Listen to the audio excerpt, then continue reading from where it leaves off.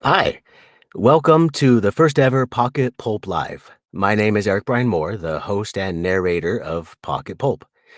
What is Pocket Pulp? If you don't know, Pocket Pulp is a fiction podcast that features new stories every week, from fantastical to out of this world to downright weird, from a variety of different writers.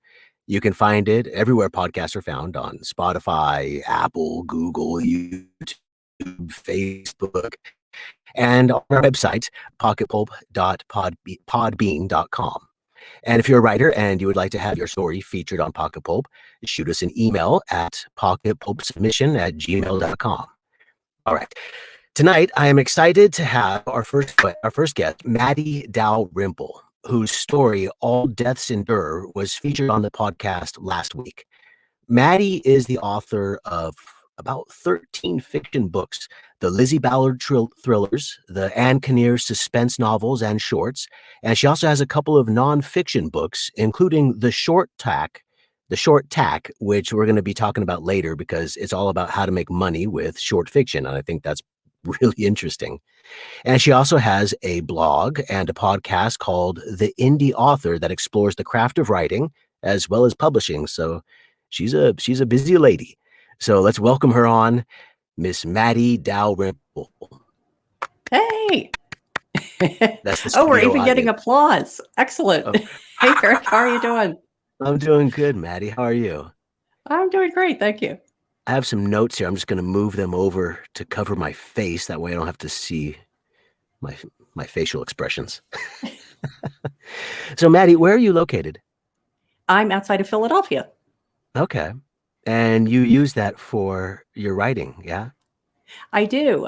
My first book in each of my series, the Ann Kinnear suspense novels and the Lizzie Ballard thrillers, are set largely around the Philadelphia area, Philadelphia, Chester County, which is actually where I live, the Main Line, other areas. So, yeah, I like to tap into the local landmarks and sometimes name them and sometimes just change the name a little bit to protect the author from angry readers. But I think it's usually clear what the setting is, even when I change the name. Great. Well, you got a lot going on. You write a lot, fiction and nonfiction. You have a blog and a podcast, and you have your own imprint. What exactly is an imprint publishing? That's just for novels, for paperbacks and hardbacks? Well, an imprint is a publishing company, and so I've used William Kingsfield Publishers as the imprint that I publish all my books under, the fiction and the nonfiction, the novels and the shorts. So it's sort of the umbrella entity under which I do my writing and publishing work. And I read on it that William Kingsfield was not your dad's name, but your dad's pen name? Right. Yeah. He started out, my dad was a writer. He was the person who inspired me to pursue writing. And he started out in short stories, and he was actually pretty successful back in the 50s. He had some stories published in Collier's and Cosmopolitan, and he wrote under the name William Kingsfield. So when I wrote my first book as sort of an homage to my father, I named the imprint after his pen name. That's so cool. Yeah. And your first book was The Sense of Death? Yes, that's right. And that brings us to Ann Kinnear. Yes. Who is Ann Kinnear? So Ann Kinnear is a woman who can sense spirits. She has a business that's run by her brother, where she contracts with people for engagements. I try to treat it in a very sort of business-like way. And she, in The Sense of Death, she has a very basic ability to sense sort of the demeanor of spirits. Are they friendly? Are they unfriendly? Is a place haunted? And a client might be considering. Like she has a client who is determined to live in a house that has a spirit in it. And so she has a series of engagements with this woman to try to locate a house with a friendly spirit in it. But through the course of the book, and then even more through the course of the series, her ability expands to the point where she can actually communicate with spirits and not just sense them. Okay. And I saw that you have 10 Anne Kinnear books out. I have, there are 4 Anne Kinnear novels. So The Sense of Death, The Sense of Reckoning, The Falcon and the Owl, and A Furnace for Your Foe. And then I have, I think currently 5 Anne Kinnear suspense shorts that are available on all the retail platforms to purchase as standalone ebooks. And then the one there, Our Dancing Days, the one on the second row there to the left, is a short story I've retained, and I share that with people who subscribe to my email newsletter. That's my reader magnet for people to sign up for my newsletter. Great. And you originally, I saw in another interview, I think you were talking with Mark Leslie Lefebvre, and you were saying that you had this idea for a story that wouldn't work for Anne. And so that's when you came up with Lizzie Ballard, and you started to write one book and then turned into 2, and then it turned into 3, but you kept promising readers, I promise there's going to be more Anne Kinnear. Right. But you didn't have time, so you wrote your first short story. Is that how it went? Yeah, exactly. Exactly as you said, I had this idea. All my stories have to do with what happens when an extraordinary ability transforms an ordinary life. Oops. Go ahead. Uh-oh, we may be, oh, no, sorry. may be I think it contending froze with on my end a little bit. With Brazilian internet, right?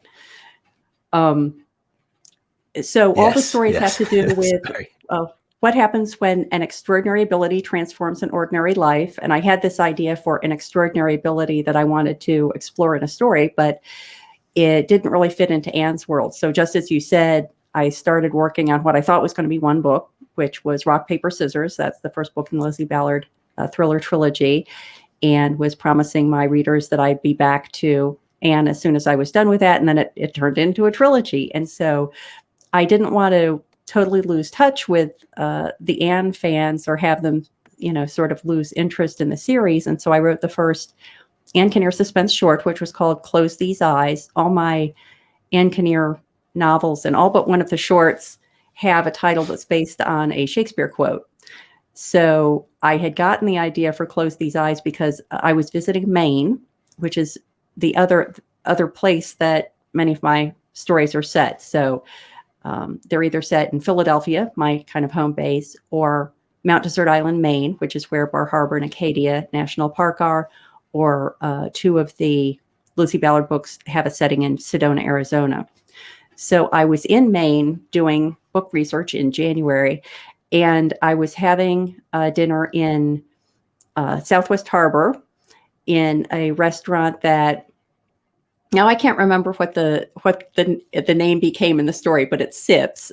It's on Clark Point Road in Southwest Harbor, and it was, as you can imagine, very dark and very cold after I finished dinner. And so I walked down Clark Point Road toward the Claremont Hotel, which is at the end of on the water at the end of Clark Point Road, and it's a beautiful old hotel. Actually, where my husband and I went for our honeymoon, and but not open in January. So I walked down there. You walk by the town docks, and then I turned off. You walk by a little graveyard to get to the Claremont. And I walked around the Claremont, and it was super fun, but super creepy being out there on my own. And just that environment gave me the idea for Close These Eyes, which is Anne Kinnear finds herself eating dinner at the fictional equivalent of Sips, and ends up walking down the road to the town docks, and nefarious goings on ensue. Nice. And so that brings us to All Deaths Endure, which we got to do on the podcast last week. Yeah. Where did this story come from? Well, I can't remember exactly the genesis of it, but the general idea is that Anne, has this business where she's loaning out her ability to sense spirits and in these professional engagements. And I started thinking, what happens when she is hired by someone and she doesn't encounter a spirit? And in certain circumstances, she could just say, well, I'm sorry, but there isn't anything or anyone here for me to communicate with. But in the cases of All Deaths Endure, there's other things going on. So the woman who has hired her needs to speak to her departed husband in a way that's pretty important. And so Anne has this kind of moral dilemma about what do you do when this person is desperate to speak to someone who has passed on and you can't make contact. So that was sort of the thinking behind what became All Deaths Endure. You sent me a few stories, and All Deaths Endure was the first one I read, and immediately I was just drawn to it because it's really I don't know how to describe it. It's a dark, kind of haunted story. There's just these lives just haunted by this person that's departed, and it just drew me. Everybody's like missing something, and I found that really fascinating. Yeah, well, I loved your performance of it. It was so much fun. It's always fun. I have audiobooks of my novels, and it's always fun to hear how someone performs them, how somebody else, brings their take to it. But I couldn't have been happier when I heard what you had done with the story. It was really great. Thank you. One of the things I had to ask myself was, I don't know if it's a cheat, but in acting, one of the things we always think of is why do these people desperately need each other? Mm-hmm. And so I had to think of why does the butler desperately need this job? Why does he stay to help? And one of the things I kept coming back to was, why does Anne Kinnear need to come back every year? And she doesn't take money, and Yeah. I could say, as an acting choice, I could go with, oh, she's a nice person, but that doesn't kind of give it the. And so I had to come up with a reason for myself, and I was just wondering, what do you think, or what in your mind is Anne's reason for continuing to come back? Yeah. Well, I'm going to give what could be spoilers, but I think that somebody can listen to your performance or read the book, and I don't think this will spoil the experience for them. But basically, Anne shows up, and it's this old woman and her butler living in an old sort of rundown mansion on Philadelphia's main line. So the Tony neighborhoods running west from Philadelphia mainly along Route 30. It's the main line. And so Anne shows up, and this old woman has asked her to come on Valentine's Day because that is also her wedding anniversary, and she wants to talk to her deceased husband. And so the woman isn't acknowledging Anne at all. She's just trying to have a conversation with this empty chair in the dining room, and Anne is kind of trying to, figure out what's going on and intercede. And I just thought it is sort of it was kind of a gut-wrenching thing to write, because the woman is so lonely for her spouse, so lonely for her husband, and she's dealing with this difficult situation with her son and doesn't quite know what to do. And I just think that, especially when I was writing that story, it was earlier in the Anne series, and Anne was still at a point where she was uncomfortable about her ability, based in part on difficult situations that had put her in the past, and also the fact that some people believed her, but some people thought she was crazy or a liar. And so she was kind of forcing herself to do these engagements, but realizing that it was doing someone some good. In The Sense of Death, the first novel, when she's a teenager, she actually helps find the body of a missing young person. And so it's a kind of a terrible thing for her to have to do, but she also recognizes that it's an important thing.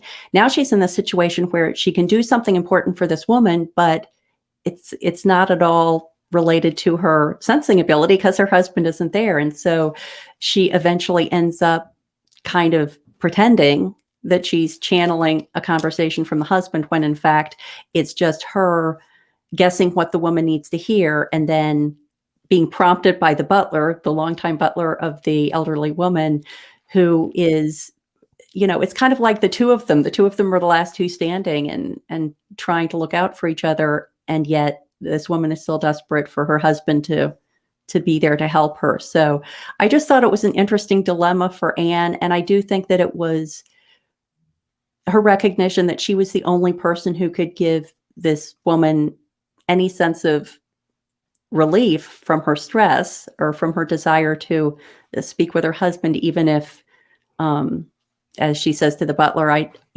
don't get paid to pretend, but the pretending was the best she felt she could do for that woman at that time. There was this one moment where the main the older lady, she gets angry and she slams her cane down on it. It was just such a powerful moment, and of like, it was Anne's first time there and the confusion and the butler kind of stepping in. That moment was really it was a heavy moment for me to narrate, but it was also that's the fun stuff to do. Well, and I thought you did. I always think, I didn't think of this when I was writing it because it was pre having my books narrated, but there's a line in there that's something like, no, she said, her, more like a cry than a word. And I thought you did that brilliantly. Like it would be very easy to go wrong with that, but you did a lovely job on that. Yeah, thank you. Well, it was you wrote it easily for me to do.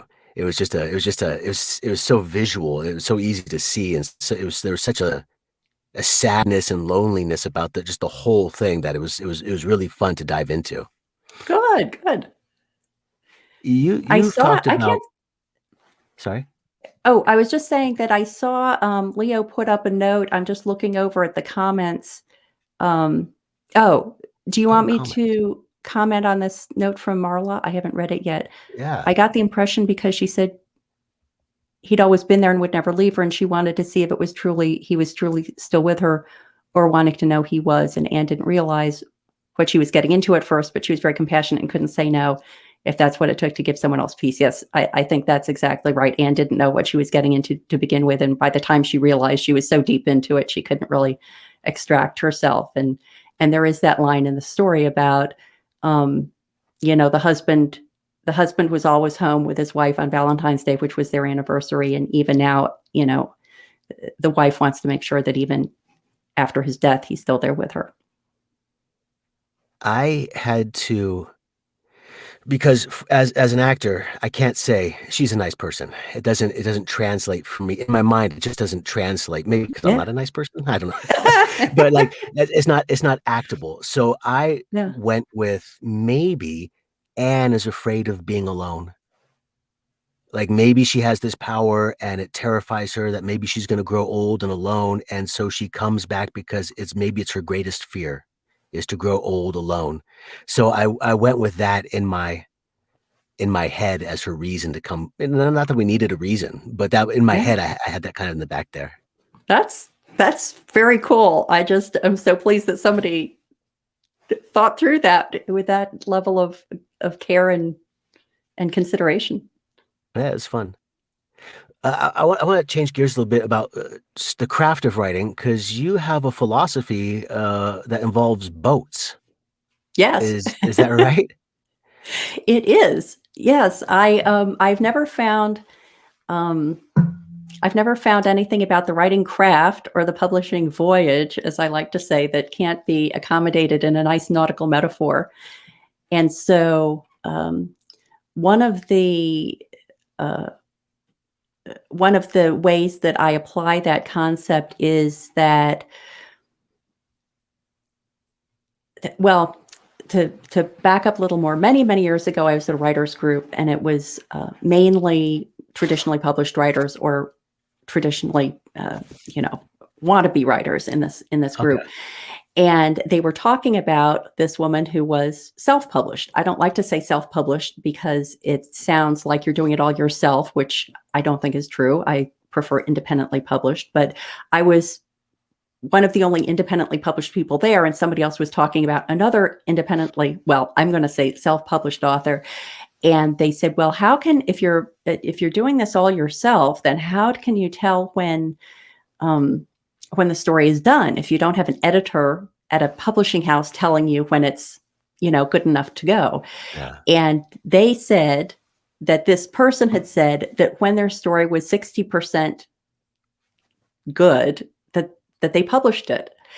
And I said, well, that's just awful because you wouldn't send somebody, to sea in a boat that had 60% of its planks in place. You're sending people on a voyage and you kind of owe it to them to have it be watertight when you send them off on the journey.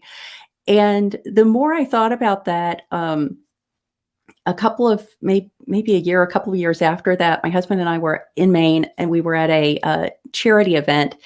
And one of the items that they were auctioning was this beautiful hand-built dory.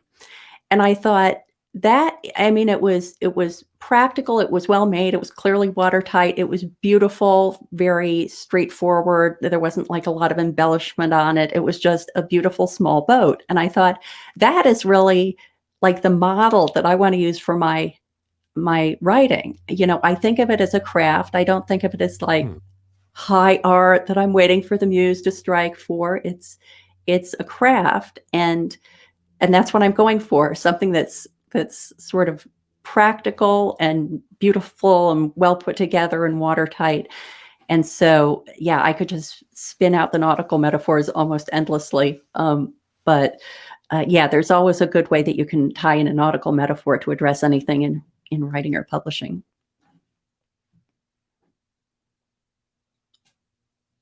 Do you? There we go. Spend time with your... You broke up a little bit. Did you actually sail? Sorry. Do you actually sail? Do you spend time on boats, or you just use that for writing? I haven't had an opportunity to sail for many years, but there was a time when I was sailing pretty frequently, and also had an opportunity for a couple of years to spend some time on motorboats. So, yeah, I hope to get back to that sometime. But I'm kind of looking back at past experiences to tap into that. Nice. I've always been obsessed with sailing, and I watch sailing videos. Side note. Anyway, back into it though. You actually, so when you get a story idea, how do you take that idea and then turn it into a boat? What is your first step? Well, it has evolved over time. So when I wrote The Sense of Death, I was still working in, a day job in the corporate world, and I was writing on the evenings and the weekends, among other things that I was doing. It took me 2.5 years to write that book because I actually had a scene in my mind that took place right in the middle of the book. So at the time, I was spending a lot of time in San Francisco, and I pictured it at the time as happening in San Francisco. And what I pictured is Anne shows up at this house, and I pictured it as one of those beautiful Victorian homes in San Francisco. And she's been hired to do an engagement there. She's supposed to go through the house and see if there's any ghosts there. And she gets there, but she can't go in because she gets this horrible feeling from the house. And the reader knows, but Anne does not know that that a murder took place in the house. And so I tried many ways to write up to that scene and to write, from that scene to a satisfying conclusion. And that took me 2.5 years, which was fine because it was, I was kind of doing it as a hobby. But now in 2019, I left my corporate job and I'm doing writing and publishing and podcasting full time. And I really needed to find a more efficient way to get a story done. So usually I have a general idea of what, there's something that triggers the idea. So the last book was, well, actually, I'm going to skip back to the third one. The Falcon and the Owl is a story that has an aviation background. I'm not a pilot myself. My husband is a pilot, but I took flying lessons for quite a while. And I actually owned a small plane myself for a period of time. I don't take lessons anymore, and I don't own the plane anymore, but I'm just fascinated with aviation. And so I wanted to write a story that involved a plane crash. And so I had this kind of the setting or the theme that I wanted to use for it. And I'm trying to be much more diligent about getting the story outlined very thoroughly first. So a finalized novel of mine might be between 80 and 90,000 words. And so I would put together an outline that was maybe 10,000 words. So it wasn't really an outline, but it wasn't a fully fleshed out story either. And that has been great because it has helped me work through so many details that with my first book, I worked through by writing all the chapters and then realizing they were wrong and having to trash them and start over again. But with The Falcon and the Owl, what I found was I wrote this outline. I sent it to my editor. I said, can you just give me some sense of if you think this is going in the right direction? And he got back to me and said, well, I think that you have to make the bad guy worse throughout the book because it comes as kind of a surprise at the end when you find out who the bad guy was. And so I pondered that, and I finally said, you know what?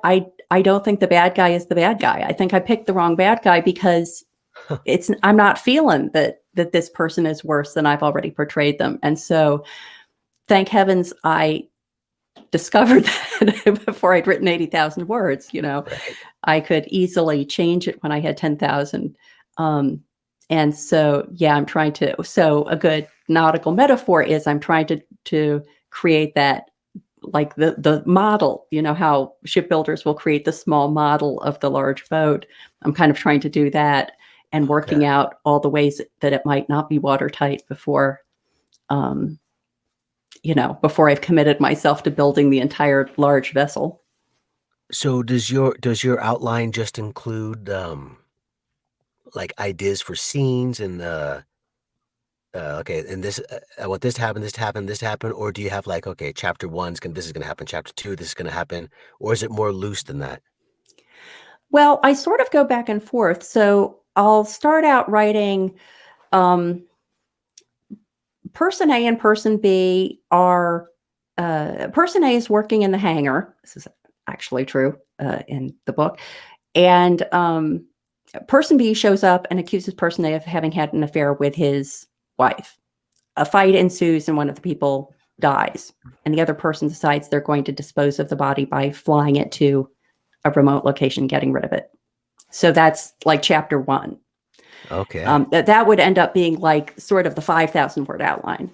And I would go through that and do that for all the chapters. And then I would go back, I would kind of like keep sweeping through and adding more and more flesh around that. That's not really a good nautical analogy, but fleshing it out. Yeah. And the other thing I found that has made my writing a lot more efficient is I don't spend any time on any details that don't matter for the plot. So I don't say, Fred, a tall, dark-haired man who is wearing a Flyers sweatshirt and dirty jeans. Like, no, I can do that later on. So I just say, Okay. Fred shows up, describe Fred. And so it's only in the later stages when I know there's going to be a guy named Fred and I know he's going to be dressed, he's like a sweatshirt and jeans kind of guy. And then I can go in and fill those things in because it's just another way for me to avoid putting a lot of time into something that might end up getting trashed in the end. And then the other thing I do, because I used to be a project manager and I'm very obsessive compulsive, is that at some point I start having trouble keeping all the moving parts in my mind at once, because normally I have 2 storylines going. I have kind of the main storyline, like in The Falcon and the Owl, the main storyline was about this plane crash and what happened. And then there's a secondary storyline about a documentary producer trying to talk Anne into doing a documentary with him about her spirit sensing ability. And that kind of evolved because I realized that I wanted there to be a conflict between Anne and Gwen, the one of her antagonists in the story. Gwen is an aerobatic and air racing pilot, and they have vastly different attitudes about celebrity. So Gwen is saying to Anne, you know, you kind of owe it to your fans to give them a good show. And Anne says, I'm not a performer. I'm a professional. I don't give shows. I have consulting engagements. And so that's an ongoing battle between them. Anne notices that Gwen's nickname is the Falcon, the Peregrine Falcon, hence the Falcon and the Owl. And all her plane, her everything, her clothing is all in Peregrine Falcon colors, you know, kind of blues and grays and a little touch of yellow. And as opposed to Anne, who appears that all her clothes are sourced from LL Bean. And so there's another thing like, why would I, you know, we're hiking out into the woods. Why would I care what I'm wearing? But Gwen is all brand right all the time. So I have the two storylines going. And then I also, the stories depend very much on who knows what when. And so to avoid a situation where I act like somebody doesn't know some fact that they should or does know some fact that they couldn't, what I do is I put together a spreadsheet. Here's my project management background coming out. And I have, I have all the characters across the top and all the chapters down the side. And then in each cell, I can say, what does that person do, know, and think at that point? So in chapter 1, Anne doesn't have any idea that anything's going on at the hangar, but Guy A is angry that his wife is having an affair, and Guy B is, you know, feels bad because he had an affair with her or whatever. And so that way I can look across a row and see everything that's happening at that point in the story. And I can look down a column and see everything that happens to that character through the evolution of the story. So that has also saved me a lot of time in terms of, you know, going down a path that is wrong or is not helpful. Oh, very cool. I think J.K. Rowling did a similar thing for the Harry Potter books. At least I saw like a scribbling once. Oh, and interesting. I had read the books and I looked at it and I was like, I don't know what that is. But it was a kind of a similar thing. It was like Yeah. she tracked all the characters and the reveals and that kind of stuff. That fascinates me. Yeah, that is fascinating. It would be great if anyone would ever share that, you know, if she would share what that looked like, because that would be. You can find it online somewhere. There's images of it. Like she took a that's picture of it cool. once. Yeah. Yeah, that would be really cool. Yeah, because Yeah, she's great at that's a very complicated story Yeah. to keep track of. I always wonder how far in advance, like, did she really know what the entire arc of the, I don't know, what is it, 7, 8 books, however many books there are. I wonder if she really knew what the whole arc was going to be, or if she was surprised by any of it. Yeah, just kind of pieced it together. I don't know. I know when they were before they ever started filming the first movie, the actor that played Snape. Oh, I can't remember his name. He's Alan incredible. Rickman. Yes, Alan Rickman. Yeah, I love Alan Rickman. He said he didn't know if he wanted to do it, but he had to have a conversation with J.K. Rowling first, and she told him a secret about the character that nobody knew, just the two of them knew. And so she must have known something at least about that. Oh my gosh. Oh, is there that it the is. That's it. Yeah. That is so cool. Yeah, that is And cool. kudos to Leo for finding it and pulling it off. Yeah, right. Too. Thanks, Leo. Thanks That is to really Leo, neat. the producer. Yay. So I also just noticed, I'm going to answer the question from Marla, are these other books in audio? And yes, all the novels are in audio, except for the most recent one, A Furnace for Your Foe, which will be coming out later this year. And how did you go? Did you go through ACX to do that? I did for the first ones. So ACX, for people who don't know, is kind of like the matchmaker under Amazon between narrators and authors. And so for the first books in both the series, I actually have, for the first 3 of each, I had different narrators. And you can go on there and you can say, I want a female who sounds like she's in her 30s with a non-distinct American accent, and a narrator who specializes in straightforward presentation and can do accents. And then they give you all the people who, have that resume, and you exchange demo tapes and so on. I'm sure Yeah, I've done it but a lot on the narrator side. I've never done yeah. it on the writer side though. How many auditions do you get for like that first book? How many auditions did you get? Um, I think I ended up getting, either just by people seeing it or soliciting, probably 12 auditions. Okay.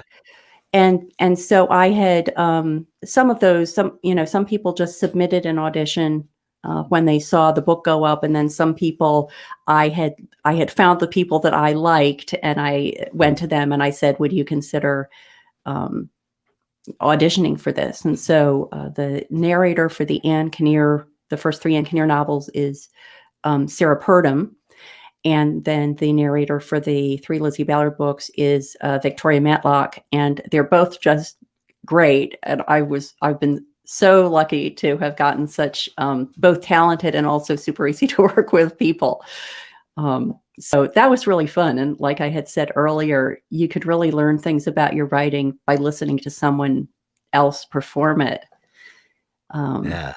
And it was interesting that for the first book, like, I try to be, and I'd be interested to hear your comment about this, but I try to be good about they're a profession, a creative professional too. You have to let them, have their perspective on it. But it was very interesting because with The Sense of Death, there was one scene between this guy and his father, and the narrator read it as if the father was being mean to the son, so you would leave that chapter feeling bad for the son, whereas I had written it imagining that the father was frustrated with the badly behaving son. And I waffled on that for a little bit, and I finally said, it's like not going to be quite right if the reader leaves that chapter feeling more sorry for the son than they do for the frustrated dad. And she very graciously re-recorded that chapter. But it's such a education, because then I could go back and read that chapter again and say, what did I write that made her come forward with that Oh, yeah. performance? It is an interesting dynamic, yeah, the Yeah. relationship between an author and a narrator, because you've had this story in your imagination, in your heart, in your psyche for however long, and then you have to Yeah. give it to somebody else, and they have to make it their own, and Exactly. you just Yeah. and you gotta cross your fingers and hope it kinda lines up.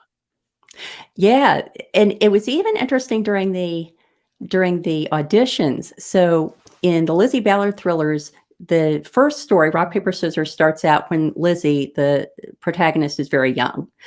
And so there's, maybe like a quarter of the book where she's young. And for most of the book, she's, time skips forward. Now she's 16, 17 years old. But there are these couple of chapters with Lizzie as a very young girl. And I got this an audition that I loved the narrator, but as soon as she started doing Lizzie as like a 6-year-old, she started talking like this.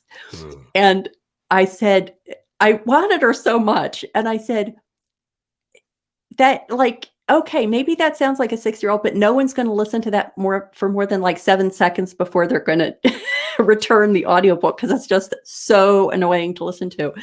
And Yeah. we went back a couple of times, and I kept telling her, like, don't do it that way. Like, maybe, and you can probably weigh in on this, but not like make it squeaky, but make it lighter or something like that. Like, have you had to narrate children's They voices? And they come up a lot. They come up a lot. For me, my voice doesn't really lend itself to a child's voice, so I have to yeah, just play the innocence of a child. yeah, I find exactly. I find that gets me where I need to be most of the time. Yep. And, sometimes it happens. Sometimes the author wants something and you just can't figure it out. I went back and forth with a writer once and he ended up going with somebody else and I never figured out what I was doing that he didn't want. So it happens sometimes. Yeah.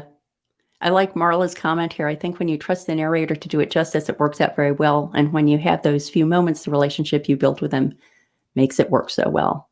Yeah. Yeah, I think that when you can be respectful of each other's perspective that you're each bringing, that's Yeah, as long what as lays as the long good as the sound. as long as you get a narrator that is a professional, they Right, treat your work as you would treat it, as a baby, as your baby, as their right. baby, if that And metaphor works. and I think that the other things that authors can do to make it easier is I've now learned that if I go through, and it's hard sometimes to find these words yourself, but Paoli, for example, Paoli is a town outside um, Okay, yeah. Philadelphia, and it didn't occur to me to write that in my little audio book narration notation for the narrator, and she said Paoli, and so that I had to say like, no, you have to fix that. But I guess if they're good at the audio engineering part of it, they just can clip out that one little word and put the new one in. So fortunately, I don't think it's Yeah, too the much. software now makes it really easy. Yeah. You just re-record the sentence and pop it right in. Yep. I can't imagine how it was, 15 years ago, but now with all the software, it's super easy. Yeah. Well, the other thing I have to say, kudos to my Lizzie Ballard narrator, is that one of the books had a bunch of Swedish people in it. Oh, So I was working on it and I knew she was going to narrate it. And I said, "How do you feel about a Swedish accent?" And she was like, "I'm game." And there are actually just a couple of little um, snippets of dialogue in Swedish when the bad guys are talking to each other. And my nephew has spent a lot of time in Sweden, and so first of all, I sent him the uh, I basically said what I wanted to say in English, and then I put it through Google Translate, and I sent him what it okay. was, and I said, "Can you like tell me if this makes any sense?" And in some cases, he was like, "Yeah, that's fine." And then in some cases, he would say, "Well, the words are right, but the tone is not right." And so he was able to Mm. fix it to what a Swedish person would actually say. And then he also recorded the Swedish dialogue so that I could then send it to my narrator, and she could kind of mimic what he was doing. But Oh, that's very cool. That's yeah, very God bless considerate. the narrators. That's a tough one. Yeah. Foreign dialogue is always like it brings the production to a halt, like, "Oh my god, how do I say this?" Well, what I can't imagine is the difficulty of having identifiable voices for all the different characters. Like, I basically have when I'm reading my own stories for, like, readings or Facebook Lives or whatever, I basically have 3 voices. I have, like, my voice, which is Anne's voice, and then I have, like, the gruff guy voice, and then I have the warbly old woman voice. And that's it. Like, if there's another, short that also has an older woman in it, and it would be indistinguishable from, the character that you read in, All Deaths Endure, but how do you keep track of multiple characters' voices over the course of a Um, story? I open another file on my computer, and I just copy and paste whatever I did for that voice, and that way I have that file throughout the production of, like, "Who was this guy again? Oh, yeah," and I go back like, "Okay, that's what I did." And I just kinda I'm trying to learn to tone down the vocal stuff that I do, but, Huh, that's interesting. yeah, because 'cause I'm trying to get more in be more, with the intention of the character and less vocal work, but with the vocal work, you can do, like, you play is he nasally? Is he talk from the throat? Is it gravelly? And then you can move your mouth in a different ways. Maybe they talk out of the side of their mouth. Maybe they're really pronounced. And so there's things you play around with that, and then you kind of like Yeah. you move your body language while you get that character kind of, and that kind of helps make funny faces. All that helps. And the good thing is usually there's not a camera in here, and so I can just get silly. So that all helps. Yeah, that's the whole idea of the body posture, I think, is very interesting. But got to be careful because I tend to hit the mic. That's a no Oh, no. yeah. Yeah. Yeah. Also, you can't be like jumping around while you're. Yeah. So We have a you note that says also no have a camera for now. so you also have a podcast and a blog called The Indie Author. I do. Yep. And and this, of course, must have come about because you're an indie author. And so what is the indie author? So most of my um, content from the indie author right now is my podcast. I have a weekly podcast, and I have guests on. As I said, we talk about the writing craft and the publishing voyage. So it's a combination of craft and indie author business topics. We just had one. You can see some of the titles up there. There was just one that I was super excited about, Perspectives on Writer's Block. And I had sent out a request to all the people who had previously been guests on the podcast and asked them to send me a couple of minutes of their perspective on writer's block. And I got about eight